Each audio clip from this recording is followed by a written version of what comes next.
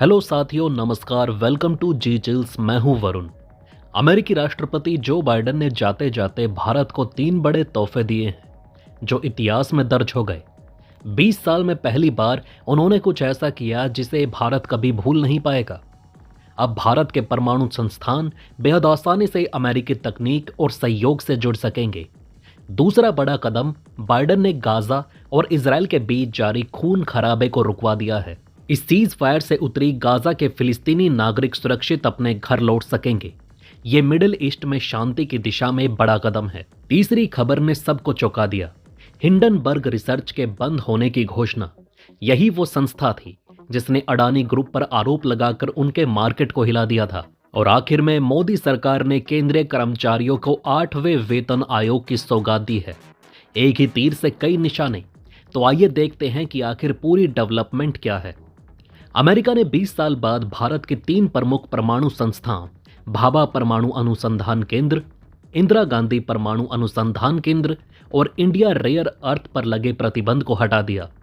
यह फैसला सीधे सीधे भारत की कूटनीतिक ताकत और वैश्विक महत्व का सबूत है। अमेरिकी एनएसए जैक सुल्लिवन के 6 जनवरी के भारत दौरे के बाद यह बड़ा कदम उठाया गया।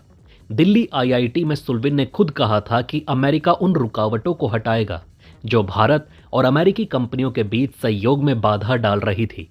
जहां भारत के लिए रास्ते खुले, वहीं चीन की 11 संस्थाओं को प्रतिबंध की लिस्ट में डाल दिया गया।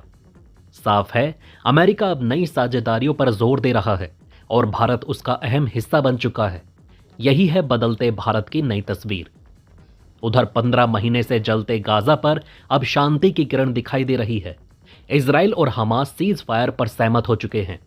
डील के तहत गाजा में बंधक बनाए गए इजरायली नागरिकों को हमास रिहा करेगा और बदले में इजराइल भी हमास के कैदियों को छोड़ेगा। कतर के पीएम शेख मोहम्मद ने कहा कि सीज फायर 19 जनवरी से लागू होगा। अमेरिकी राष्ट्रपति जो बाइडेन और कतर की मध्यस्थता से यह समझौता मुमकिन हुआ। कतर की राजधानी दोहा में मिस्र, कतर और अमेरिका ने इस बातचीत को अंजाम दिया। इस दौरान मोसाद के प्रमुख अधिकारी भी मौजूद रहे। सीएनएन की रिपोर्ट के मुताबिक डील के तहत नॉर्थ गाजा से विस्थापित फिलिस्तीनी नागरिकों को इजराइल वापस लौटने देगा। हालांकि इस क्षेत्र में इजरायली सैनिकों की तैनाती जारी रह सकती है और एक बफर जोन भी बनाया जाएगा। हालांकि इजरायली पीएम नेतन्याहू का ऑफिस इसे अभी अंतिम रूप से मानने को तैयार नहीं है। वहीं दुनिया की सबसे विवादित short selling research company Hindenburg research अब बंद होने जा रही है।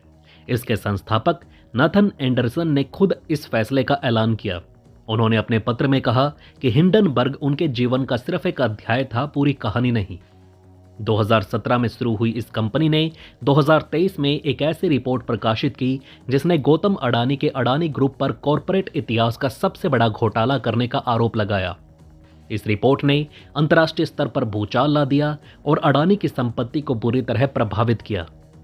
नाथन एंडरसन ने लिखा कि कंपनी के काम का दबाव और गहनता ने उन्हें रिश्तों और अन्य चीजों से दूर कर दिया। उन्होंने ये भी साफ किया कि उनके इस निर्णय के पीछे कोई खतरा, स्वास्थ्य समस्या या व्यक्तिगत विवाद नहीं है। हालांकि हिंडनबर्ग को आलोचनाओं का सामना भी करना पड़ा। कई लोगों का आरोप था कि ये कंपनियों की छवि खराब करने के लिए बनाई गई रिपोर्ट्स प्रकाशित करती थी। उधर चुनावी माहौल में मोदी सरकार ने एक ऐसा फैसला लिया है जो न केवल केंद्रीय कर्मचारियों और पेंशनरों को राहत देगा, बल्कि राजनीतिक पिच पर भी बड़ा दांव साबित हो सकता है। पीएम मोदी ने 8वें वेतन आयोग के गठन को मंजूरी दे दी है। इस फैसले से 48.62 लाख केंद्रीय कर्मचारियों और 67.85 लाख पेंशनरों को सीधा लाभ मिलेगा। आखिरी बार 7वें वेतन आयोग का गठन 2016 में हुआ था, जिसकी अवधि 2026 में खत्म होने वाली थी। लेकिन सरकार ने इसे समय से पहले लाकर कर्मचारियों को और पेंशनरों को खुश करने का संकेत दिया है। दिल्ली में 5 फरवरी को चुनाव हैं और यह फैसला सरकारी कर्मचारियों की बड़ी आबादी वाले इस क्षेत्र में बीजेपी के लिए गेम चेंजर साबित हो सकता है। सूचना एवं प्रसारण मंत्री अश्विनी वैष्णव ने इसे पीएम मोदी का दूरदर्शी निर्णय बताया। ये कदम केवल कर्मचारियों की जेब नहीं भरता, बल्कि बीजेपी के वोट बैंक को मजबूत करने का संकेत भी देता है। तो चलिए फिर मिलते हैं एक और नई अपडेट के साथ। तब तक आप हमारे प्लेलिस्ट को देख सकते हैं, जिसका लिंक नीचे कमेंट बॉक्स में दिया गया है। इसके साथ ही वीडियो को लाइक करके चैनल को सब्सक्राइब जरूर कर लें। धन्यवाद।